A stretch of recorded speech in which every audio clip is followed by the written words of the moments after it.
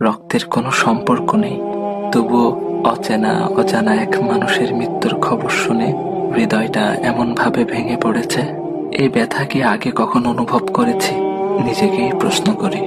সব সম্পর্ক রক্তে বাঁধা থাকে না। কিছু মানুষ না জেনেই না চিনেই হৃদয়ের সবচেয়ে নরম জায়গায় স্পর্শ করে যায়, আর চলে গেলে রেখে যায় নামহীন এক দীর্ঘ কষ্ট।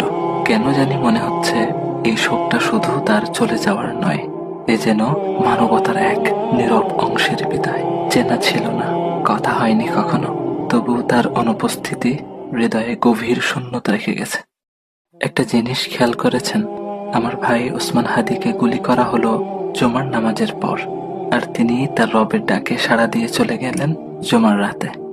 আহ, কত সৌভাগ্যের মৃত্যু! আল্লাহ সুবহানাহু ওয়া তাআলা আমার ভাইকে শহীদ হিসেবে কবুল করুক, জান্নাতের উচ্চ